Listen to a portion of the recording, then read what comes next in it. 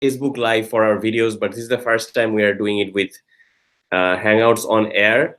So let's see how this session goes, and based on that, we'll switch. We'll decide our platform based on that. So today I have Anirban with me. Anirban Yeah. has finished his Masters of Science in Management, and I'll just let him introduce himself. How's it going, Anirban? Well, it's going fine. Absolutely fine. It's been tough, but yeah, Yeah, yeah, going I through. know. For international student, you said that we briefly talked before this, and you said that you just Yeah. graduated. So it's I understand Yeah. it takes a while for Yeah, inter. it's a lot of things like, looking for the jobs now. No, that's the biggest thing. I Yeah, mean, the main part starts now actually after you finish your studies. absolutely. Yeah, Yeah. like coming to US is one kind of struggle, but after coming here, the like surviving here is different. That's completely different experience. So yeah, I mean, coming to the US is also not that much easy, but as compared to that, this one is pretty much once you land in this country, then you actually start realizing the realities and all those things. And because there's nobody, you're alone over here. You need to survive alone over here, so things become pretty tough. I mean, as compared to back home, I guess. Yeah, Yeah. yeah, But I completely hear you. I went through the same thing as you. yeah, But anyway, like right now, it's funny that I am in Bangladesh now, and yeah, that's basically true. I can see that. I can literally see the sun coming on your face. the sun Yeah. is coming from Yeah. outside. I think you can see that. Yeah. Uh, Yeah. but but yeah, I think it's what like 10 almost 10 p.m. around probably in your place. Yeah, it's 10. It's 9:53 actually. Yeah, it's almost 10. And Yeah. you live in DC, or where do you live? Yeah, I live in the suburb of DC actually. It's in Glen Burnie in Maryland. So Okay. it's pretty much like 40 minutes drive from Yeah. DC to over here. Yeah, yeah. I used to live in Baltimore for a while, so I drove Yeah. through like Glen Burnie when I Yeah. used to DC or airport or something. I forgot when I drove through. I To always to saw the sign for BW, yeah. To yeah. BWI because BWI is the nearest airport, yeah. Right, Over right, here. right. To BWI, I think that's when I saw. But anyway, so tell us a little bit about your like journey. Like, how did you come to US? Like, how did you end up in your shoes now? Like your current. What? Yeah, it's pretty interesting because initially when I graduated, when I come finish my undergrad degree in the UK, and while I was coming back after getting some work experience over there because I had to come back. So, anyways, I had nothing to do. I mean, I was still thinking and planning because I didn't have any kind of a particular plan set up. But somewhere definitely in my mind, I had that thing that I need to do this master somehow because that's what I always wanted. So Mhm, I applied for various countries. I applied for like Australia, Canada, the US. I mean, mhm, finally, I mean, I was getting other opportunities from other countries, but I think the the management was something which I really wanted to do, and that's how I ended up over here actually. yeah, And there are some other lot of obstructions which came also in between while I was applying for other countries. So mhm, that's pretty much I ended up over here. That's how I am in my shoes right now. yeah. I never expected. I mean, though, because the coming to the US was not the primary part of the plan. It was Mhm. somewhere else. But yeah, I ended up over here. So, like you said, you did your undergrad in UK. How did you? And you're originally from India. Originally from. Yeah, I'm from India. My parents' side they are from Bangladesh. From my dad's side, they're from Bangladesh. But yeah, but I was born in Delhi. My father was then later on also born in Delhi. So pretty much I've been a Delhiite, I guess. Mhm. Yeah. Okay, so you grew up in Delhi, and then what made you go to UK for your undergrad? Then what was that? Well, that was also part of my dream, to be honest. Like since I was in school, maybe in 11th standard, in 11th grade or 12th grade, that's the time when I actually made up my mind that I want to study abroad. Now the question was, which country to choose. So Yeah, we all know, being coming from a South Asian nation, I mean, England is the best place for the study, and the field which I chose, it was tourism management actually, which I studied finally in the UK. It had a yeah, lot of like a lot of demand over there, because Europe is you're in, if you want to go in a tourism field or in kind of service industry, Yeah. Europe is the best place to be. So that's thing. And the university I went to in the UK, it had actually the best reputation among the like top 10 business schools within London actually. Yeah. So finally, I chose to go to Middlesex University in London, and that's how things went from there. I've been Okay. still been traveling abroad since then. And you went back to India after your undergrad, or you just came directly to? Well, no, I actually worked over there for 2 years. Mm, So I was also over there for PSW. So I worked over there with my own university. I was in the academic department, helping the professors and the academic faculty with their research papers on the research which they were involved in. So I was actually initially I was a graduate teaching assistant. Once I finished my program over there, yeah. then I actually became like a research analyst. Mhm. So then finally, yeah, I just went back to India and worked over there for a few years in business consulting firm, and then came over here in the US in 2016. So yeah. Okay. You have been moving a lot. Yeah, pretty How I much. mean, how is your like? I mean, you are probably different from like many of the students. Like some of the students, they just come to one country and they have the exposure of one country. Like, what is your experience? You have been traveling so much. Uh, Yeah, Living in I India, mean, US now. it's the one thing what I can say for sure. It's like you get to know a lot of things which you cannot actually see when you're staying in back in your country. I Mm-hmm. mean, traveling, does change your mentality, your attitude. Mm-hmm. So, I mean, while I was in the UK, I Mm-hmm. had to go to various field trips, as a part of our university program. And I mean, at the final year of my program over there, also, I had to Mm-hmm. actually write a dissertation, so which was the final project for my undergrad degree. So for Mm-hmm. that, I had to choose a topic. So the topic which I chose for that, I went to Cuba to actually uh, interview the local tourism authorities over there. Then I had to interview, do a lot of field research over there. Mm-hmm. Also, I went to Spain, to France, a lot of countries among the Europe actually. Mm-hmm. So yeah, it's been pretty much a nice journey. I mean, the most important thing is that the reason how it teaches you the reality, a lot of things in life is because because every country has a different culture, right? So if Yeah. you're going to a lot of nations, then I mean, obviously you become open minded in your life. you Sure. you Yeah. start seeing the world and the life in a different way as Yeah. compared to what you are back home actually. And Yeah. I think traveling has helped me a lot to to learn a lot of things and change my attitude. Yeah. Mm-hmm. Yeah. No, I completely agree. So with this, I mean, was there any like, and how long have you been in US? It's been now this year will be my third year, so it's been since 2016 I've been in the US. Third year in US. You have been in UK for 4 years or more. Yeah, for 4 years, yeah, over 4 years. there. So, like, what is the difference between, I would say, like, India, UK, and US? How is it different? Like each of these countries, or what is the See, what are some awkward things in you have?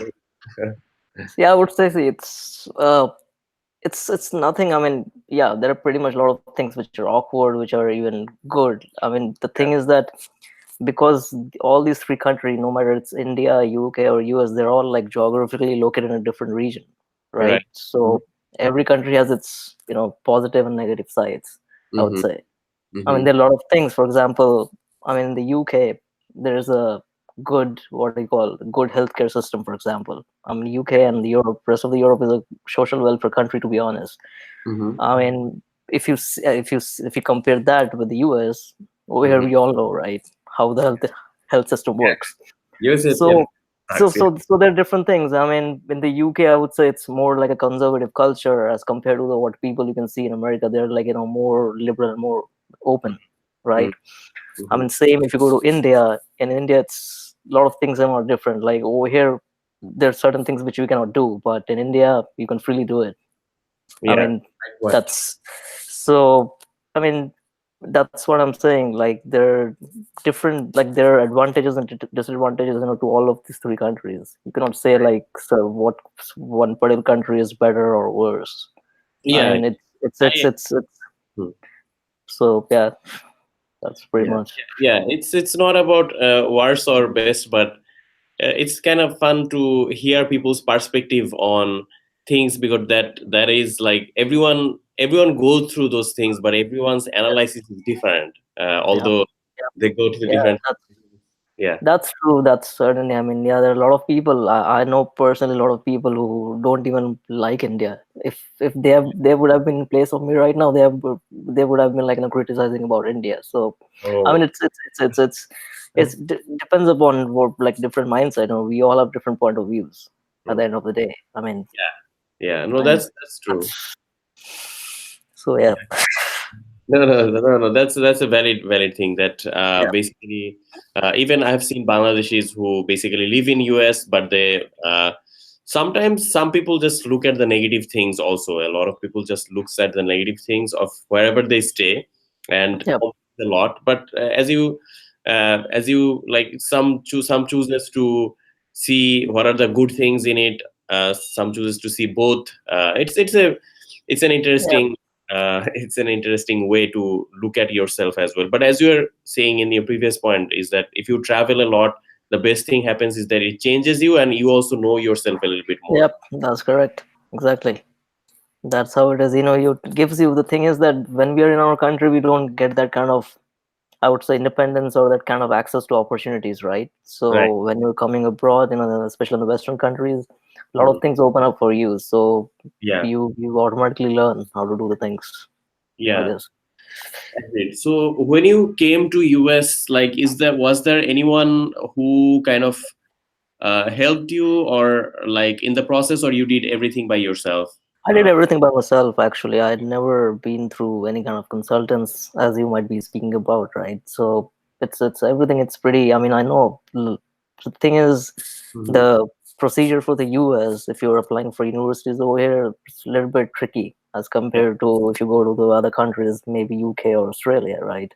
Hmm. But still, it's not impossible. People do it. Right. So there are a lot of hurdles, I would say, but yeah, I did everything by myself. Yeah. So. No, that's good. And like, as you say, like most of the countries, it's much easier. And for US, I made so many mistakes. Like I also did everything by myself, but I feel like I could have probably used some advice so that I could have saved some time. That's the only thing I'm realizing now, is that if I try to do everything myself, then the Mhm. only process burn here is that my time, a little bit time will be wasted. But then again, Yeah, it's an experience to go through the process. So it's not it's a yeah. I mean, yeah. it's the thing is that see the the main most important thing. Majority of the students, I would say, they like they commit the mistakes. Is I mean, they don't Mhm. apply like from a from months and months earlier, right? They're like, see, for the Mhm. US, there are a lot of things. If you want to go to a good university, maybe like a Ivy League college, Ivy Yeah. League school. So for Yeah. that, you need to definitely go for a GMAT. So GMAT preparation takes like 6 months, 7 months time. And I Yeah. mean, because I mean, until as you score the highest, you cannot get into a good Ivy League school. So Mhm. I mean, if you see that kind of process, so basically, if you want to apply for the fall semester, for example, fall semester 2019, so you need to Mhm. literally start preparing like a year back, isn't it? Yeah. Like for Mhm. fall 2018, you need to literally you're supposed to start like applying for everything because you need to also clear a GMAT. Then obviously, if you're going to the US for the first time, you need to give your TOEFL or your IELTS. A lot of things are there. If you compare Mhm. the same thing with the other countries Mhm. admission process, for example, I will give you for the UK, it's not that, I mean, difficult, because over there you just need to give an IELTS, for example, and within like in a couple of months, you can easily go to a good school over there, because over there majority of the schools are like they're all state owned, public, funded by the UK government. In America, there are a lot of variations. There's a private Ivy League schools, there's a state Ivy League schools, a lot Mhm. of variations of that. So I think every school has a different procedure, and the policies, when it comes to admissions. So Mhm. it's pretty. tricky, I would say. So it's actually a time-consuming process. I mean, it's not only the F1 student visa is a time-consuming process, everything. I mean, you can see the H1B, you can see the, you Hmm. know, even those who are on H1B were applying for green card, it's like 10 years waiting time at least, isn't it? So, Yeah. I mean, it's a So, long process. I mean, agree. I have like a couple of my own friends, actually, Yeah. whom I know. I mean, from my like uh, like families, right? Hmm. So I know. I mean, they always keep on complaining that like Yeah. when I was in the UK, so they used to say me that it's good that you're in the UK. Over here, it's so much long, and it's a tough procedure. It's so complicated. We don't want to go through that. So Yeah. that's how it is. Yeah. I know. I completely agree with you on Yeah. that. I completely agree with you on that. So, um, I mean, yeah, it's definitely like all of us who went through like the US. Just the immigration system is just very bureaucratic, and it takes a long time. Like I have seen my other Yeah. in Canada, Australia. Sure, they are It's going it's pretty some. simple. Yeah, it's simple. Like they're going through the Simple. basic culture shock of going to a new Yeah. country, but they're not like dabbling with this See, F1. Yeah, yeah, I mean the biggest problem with the US immigration is that there are so many kind of forms. You see, so many forms. every form, even if you get like a working card, it's considered as a form. Form Yeah, I-797, form I-495, whatever it is. I mean, like that's yeah, the whole thing, which makes it confusing. I mean, yeah. people don't want to just go through all those kind of things, and there's so many clauses underneath every immigration category that you need to really learn the law, the immigration Right, law of that country. That's how it is. I mean, right, right. No, I completely like that's the process which probably could be involved, like improved. But coming back to your so you have been traveling so much, and you have lived in UK, US. Like, do you miss anything about India? Like, do you miss anything about home when you're I would staying? say only food. That's the best thing. I mean, uh, yeah, when I was in the UK, I didn't miss Indian food because over there you can find a lot of good quality of Indian Pakistani restaurants. If Right. you, it's Yeah. in my opinion, in the US, I mean, majority of the, I mean, if you see the Americans, they don't realize. But if Hmm. being an Indian from my side, when you taste the Indian food over here in America, it's not that Not. of that standard, I would say. I mean, I would say if you give me a choice, to eat in a UK based restaurant and a US restaurant, I would definitely go for the UK, to be honest. That's Everyone. the only thing. I completely agree that I met this guy in one event. He was like he was a British Indian. Like his dad Yep. was Indian, but he Mhm. was British. He was saying that in India, in UK, there is so much good Indian food. Yeah, Um, it uh, is. There is a so, lot but of good Indian restaurants. I mean, they also, I don't know, because it might be because the mainland Europe is more closer to the Indian subcontinent. That's right, why they can have a free trade, with all the spices and the local food which is grown in India.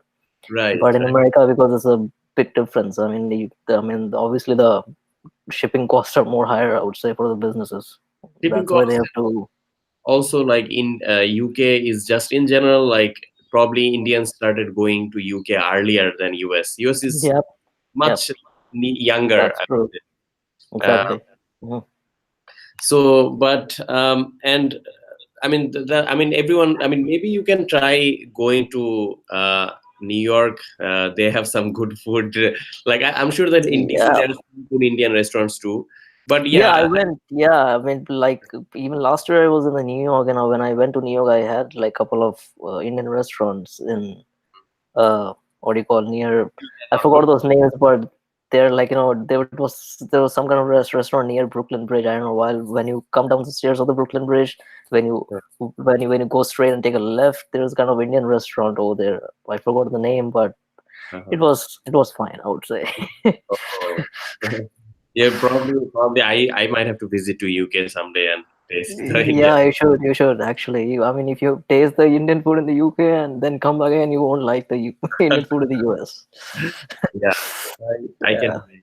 So, so I know that you're right now you have graduated and you're kind of like searching job in you're in Mm, that phase where you'll yeah. be transitioning. but hopefully that part will be like, I mean, there is some like some process involved, some struggle, and like we all went through this.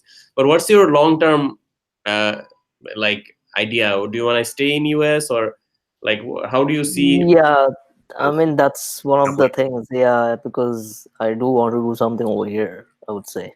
So that's my long-term plan.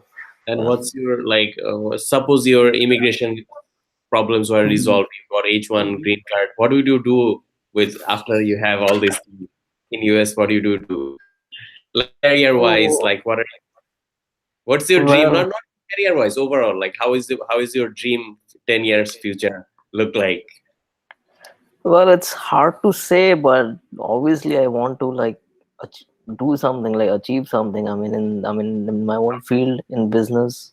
Mm-hmm. Obviously, maybe open my own business later on. So, but before that, I really need to have a good experience. You see, Right. that's one of the biggest important thing. That's why, as Mm-hmm. I was also telling you previously, that I want to go into the field of business analysis. So being a business analyst, it will Yeah. definitely give me a whole, set of skills to Right. actually open my own thing later on. Right. Right. So and then I think the business analyst has a lot of scope in the US. Until Mm-hmm. now, I mean, I cannot say about what will happen 10 years later because obviously Mm-hmm. technology keeps on changing so fast. Mm-hmm. So, but yeah, it has a good scope, I would say. Yeah, yeah, no, that's true, and like I mean, it's good to. It's difficult for even me to plan 10 years ahead anymore because the things move so fast these days. Yeah, and it's because of everything has become so competitive, so Yeah, spontaneous, rapid that it's very hard to predict. I mean, you might be planning something, but it might turn up some completely different. So that's what always has been happening with me. What I plan, it never goes according to the plan. So it's better, I would say, to go according to the flow of life. That's agreed, how it is. agreed. Yeah. It's more fun this way also. Like if you go with the flow, it's also more fun. You plan a little bit also, but you're staying open so that you can, like adapt to change quickly. Yeah, I mean, I don't know because I think it might be a very kind of a like a what do you say, very cheeky kind of a example. But Yeah, see, 10 years back in our parents' time, for example, if I give an example, in yeah, those days in the early 1960s, 70s, our parents used to, they used to plan accordingly, right? Okay, for 10 years later, I will be this and this, I will do this and this, and get married or have kids, right? yeah, Now it doesn't works like that, to be honest. I mean, you might be yeah. thinking, yeah, obviously you have a long-term plan to obviously settle down, get married, have kids, but Mm. I mean, but things don't go smoothly. That's what I wanted to say. Yeah, I mean, you shouldn't always be mentally ready to, face a lot of obstructions and challenges. yeah, So and that's the I've most been. important thing. Look, it's a great point. Like I completely agree that it's you in the current world. If you want to survive, you have to have the mental agility to adapt to Yep. change super fast. Like there will be Yep. change. You'll have to be like, okay, I got used to it fast. So Yep. That's true. that Exactly. that's the main skill I would say. Like we need. I mean, I guess I have. I mean, we're kind of coming to almost like the end to the of our Yep. was just trying to connect with you and here the more I'm talking with I'll be honest, like the more I'm talking with the international students Mhm. and like who have been international students in past, it seems like there is a similar, like they can be from different countries but they still have some Yeah. similarity of the Ultimately, it is. Yeah. especially with the Agree. US situation. But yeah, what Yeah. That's how it is. Yeah. uh, That's what is. See, it's that's see because the majority of the international students actually come from from developing nations, to be honest. yeah, And coming to the Western country, it's completely like obviously because see the rules are same for everyone. So hmm, uh, obviously the challenge is also same for every country. I mean, every person, no matter what nationality you come from. So right, right, right. Yeah, no, I mean, yeah, the rules are the same, but the playing field is probably not similar, but that's a different conversation. that's especially in the case of US, I would say. Yeah, Yeah, they have different like sub rules also for different countries. So yeah, agreed, agreed, agreed. that's And what even makes everything complicated. Agreed, agreed. And even for Indian and Bangladeshi, like it's probably different. Like I know that a lot of Indian friends they go through so long time for getting the green card compared to Yeah, Bangladesh. They get it fast, and yeah. I it's mean, I was reading somewhere like in an article a few weeks back that Mhm. For India getting the what do you call it, getting the green card in the US since 2015 is a 30 years of waiting time. Oh Just my, imagine. it's like your whole life. It's like you're But literally but if you go to Sri Lanka is just for 2 years. That's it. 2 years. Even for That's Bangladeshi, what it's I'm saying. like that. Yeah, that's what I'm saying. So it's like, that's why they have created a subcategory for all the nations. Also, that's what makes the US immigration very complicated. I mean, Hmm. that's what I think, in my opinion, the international students who, I mean, even the prospective students, I'm definitely sure people are watching this live video now. Hmm. Students from Bangladesh or from India, they should always keep this thing in mind because I don't know, the US immigration process is completely different as compared to the rest of the world, I would say. Yeah, yeah. All these So things matter also. yeah, agreed, agreed. And so coming to the end note, like, so I mean, we all know the struggles. Like you and I were kind of in the similar. Like we went through this. So do you have anything actually to say to the, like the young or prospective or aspiring students who could come from different countries? They could be from India, any country, basically any developing country. Do you have anything for them to say? Like any advice they could prepare themselves so that they're a bit more Yes, ready in I future. would say I would like advise the future entrance students. I mean, especially they are from Bangladesh or India. I Hmm. would say that do your research before you come. That's the most important thing.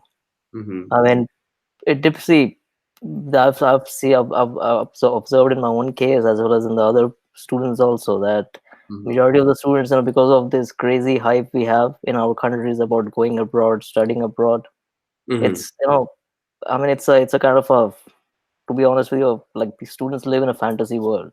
I mean, you That's. need to know the reality first. So just see what, like, which field you want to really go, right?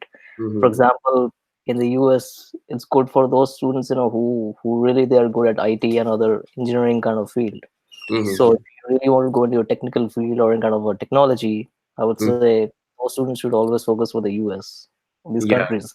yeah. And for example, I mean, now in if you want to go, if you're good, like, if you want to do something in the field of maybe say food and beverages, or even in the field of agriculture, maybe agriculture engineering or agriculture, like whatever, you know. Hmm. So Australia is good. Hmm. So that's what thing is. That's what I wanted to advise the future students, that they should just do your research first, because you'll Hmm. see, because given the situation right now in the whole world, right? No matter is even the US, UK, or whatever. I mean, each and every day, each and every passing day, the immigration laws are getting more complicated, more tougher. So it's Hmm. not the same thing. I mean, I think this. You might also be like agreeing with me, on the same note, right? That Yeah. the US, what it used to be like, 20 years back, is not like that anymore. I It's mean, not as I mean, easy. I mean, I mean, Yeah. I mean, I have my couple of my father's friend who came to the US in 1980s, 1970s, and they got easily, they just, did whatever they came for here for, right? But Hmm.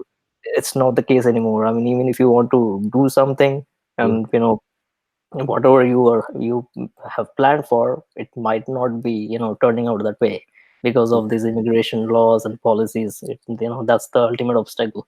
So always, research, do the research, which is the best option for you. That's the advice I would like to give to the students, I would Yeah. say. No, that's a very practical advice, and that's what I think we need the young kids. Like as you said, like they just have been sold a dream. Like they're like they'll go to Yeah, US, life will be yeah. amazing. They'll just do partying, and that's pretty much it. I mean, see, technically, I mean, I won't blame that. See, I'm not like, regretting that, I wasted my money over here for my studies. It's not like that, I really feel proud that, I have a undergrad degree from the UK and masters in the US. I am proud of my education. But the thing is, Mhm. because I went through that whole kind of process, I know, because I personally know inside from my heart, where I did the mistakes, Yeah. and which I shouldn't have done. So, that way I wouldn't have, like, kept on moving from one place to another like that. You see? that's one thing is if you're not planned properly, then obviously you won't be able to get settled down at one single place. Yeah. That's the most important thing, I mean, for the students to know, I Yeah. guess. Yeah. That's a good message, that to plan things properly. I guess I probably also start to do that a little bit more. We all need to do a little bit more Yeah. thinking, because it's thinking is hard to Yeah. strategize and plan, see multiple options. But yeah, I Yeah. guess something we all can practice.